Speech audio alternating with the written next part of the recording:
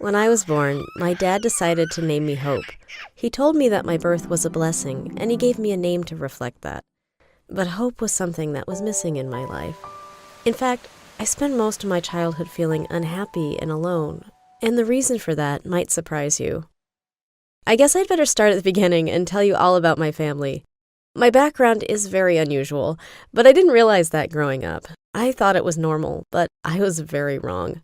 As a child, I lived with my mom, my dad, and my 3 younger siblings. But this is where it gets weird. My dad was also married to 2 other women, and these women both had children with my dad as well, which means I had 10 siblings overall. I grew up in a really tight community in the middle of the countryside, away from the rest of the world. My dad was the leader. There were other families in the community too. Those families were all headed by men with multiple wives. But those men all knew that Dad was the leader, and if he wanted, he could take their wives away from them and he could marry them instead. We lived in caravans, and we didn't go to a normal school.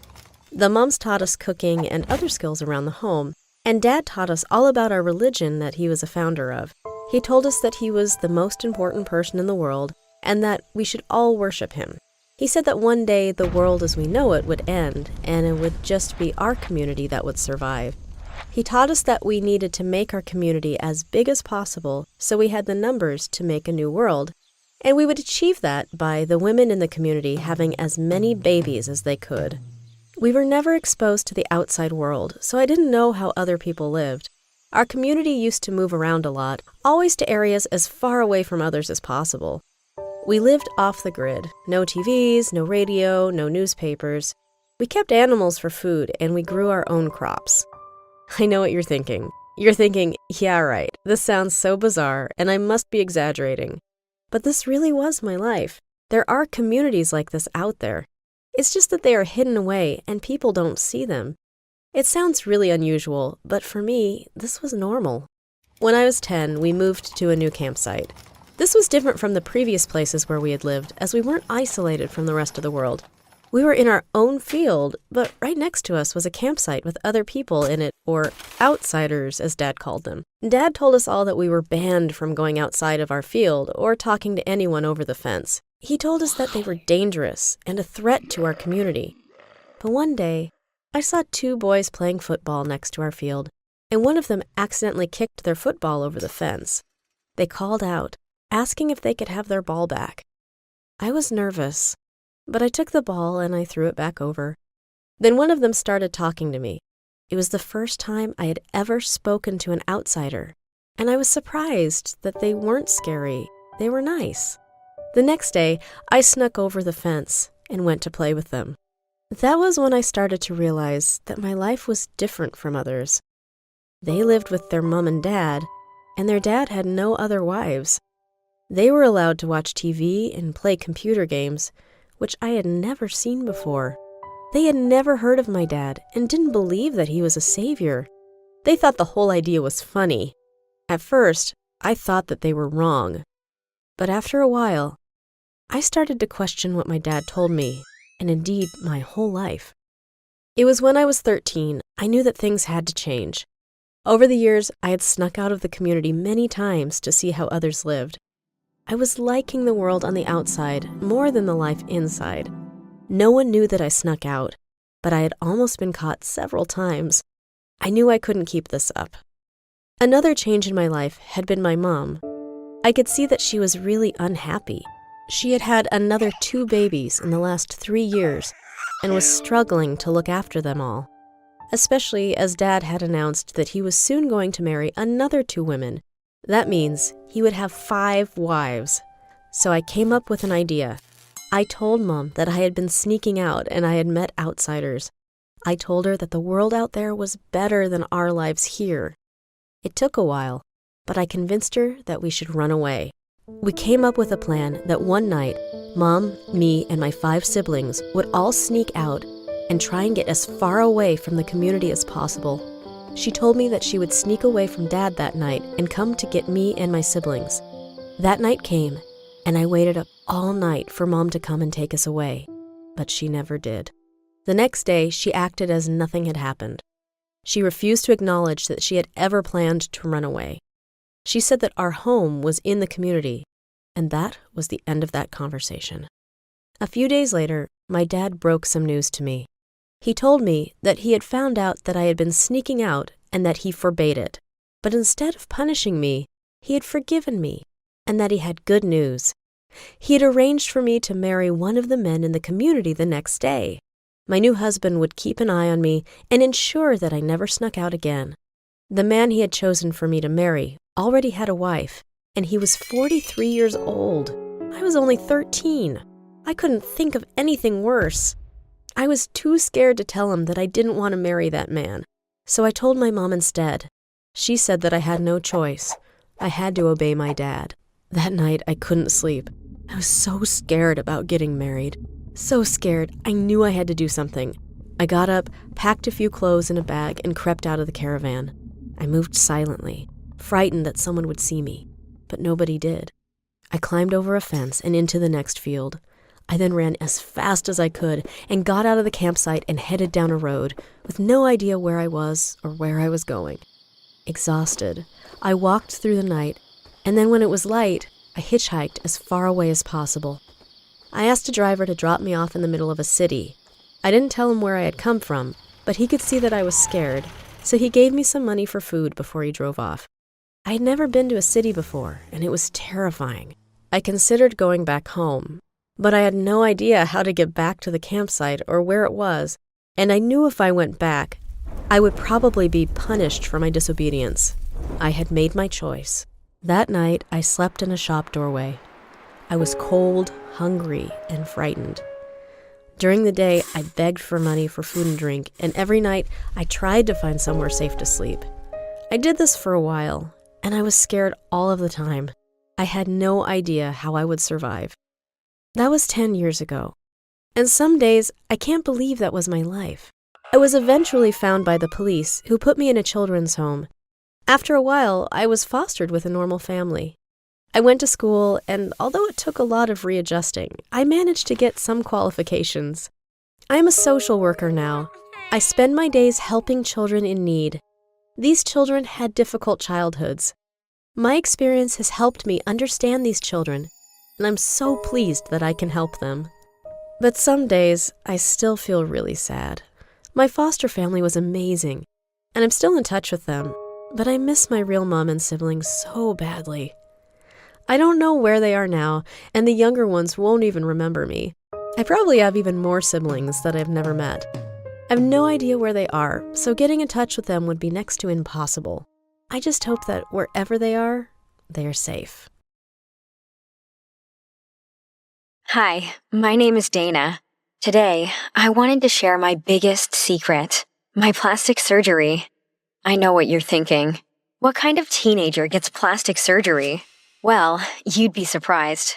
These days, with everyone wanting to fit in or look like the next Kardashian, plastic surgery is more common than ever, even in someone as young as me.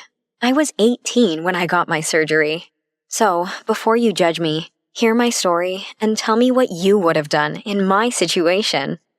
I've always been the chubby girl in my class. Growing up, I was bullied so much for my weight that it became the thing I thought about the most. I tried absolutely everything I could. I went on diet after diet growing up, and nothing seemed to help me. I tried absolutely everything I could. I spent all my allowance on these detox diet teas I found on Instagram too, but nothing seemed to work. Eventually, my mom took me to the doctors, and I found out that I had a medical problem. The doctor called it an underactive thyroid, but basically, it just meant my hormones were unbalanced, and my metabolism was super slow, so I kept gaining weight. The doctor gave me some medicine and said things should get better after that. I was really happy for the first time in a long time that day. But that all changed when I first started high school. I started to get interested in boys, but I didn't have any experience dealing with them. So I asked my best friend Annie about it, and the reaction I got was awful. I expected her to help me, or give me advice, and I guess she did, but it was useless. Annie told me I'd never get a boyfriend with the way I looked. She told me that I was too fat for any guy to be interested in. I tried to stay strong, but after we spoke, I cried and cried until I couldn't cry anymore. I felt like my whole life revolved around my weight, and because I couldn't do anything about it, my whole life was ruined. But the doctor had said I might lose some weight now that I was on medication. I just had to hold on and hope for the best. Things did get better, too. I met a new friend in my trigonometry class named Lucas.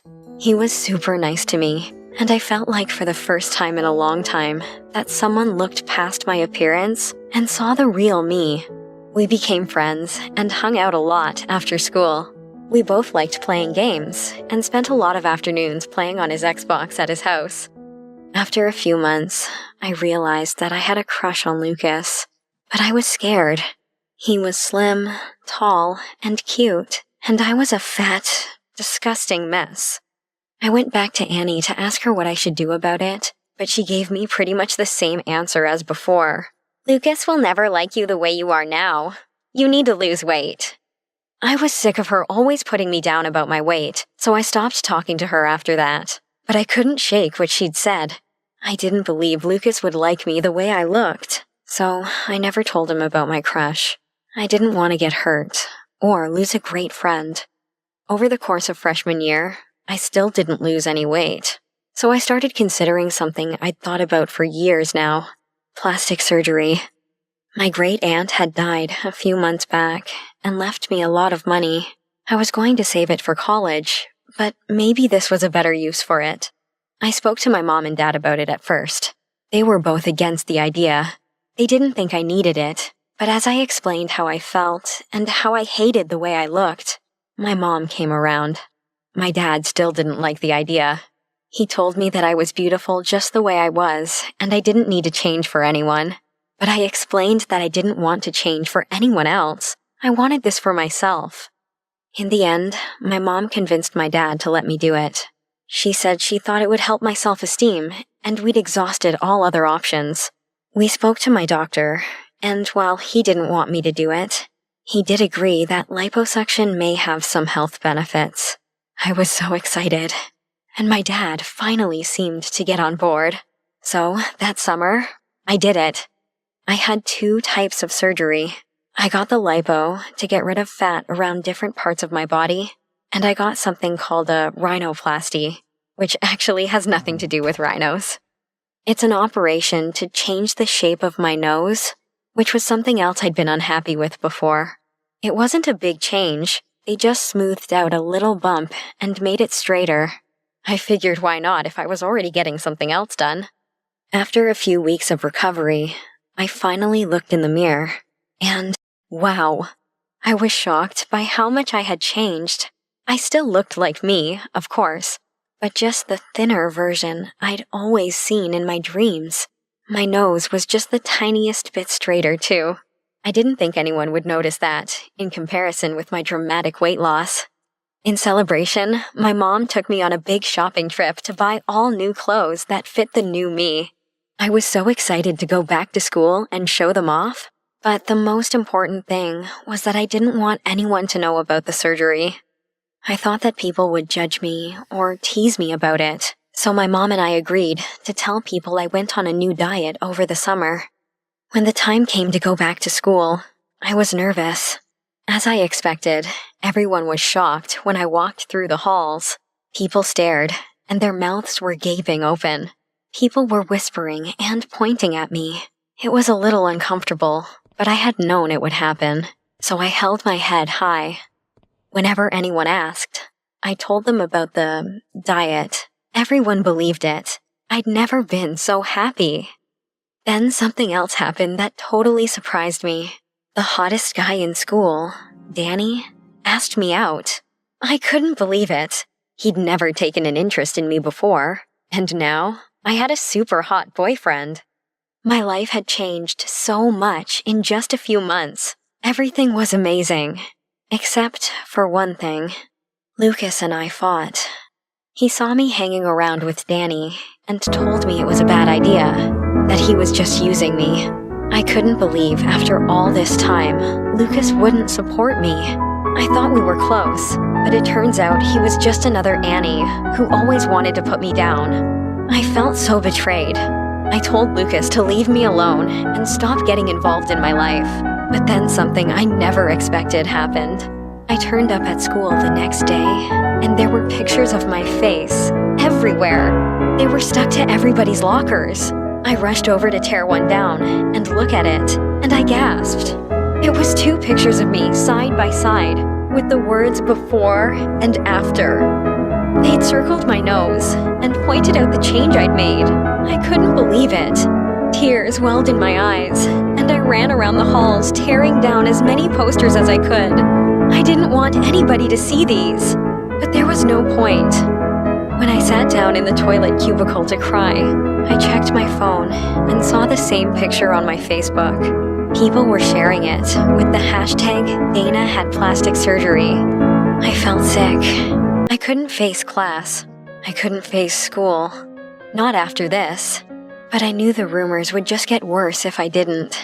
So I went to first period, and I tried to ignore the whispers and the laughing. As if matters couldn't get any worse, Danny broke up with me. He said that he didn't want a fake girlfriend, and I had a bad reputation now. I was devastated.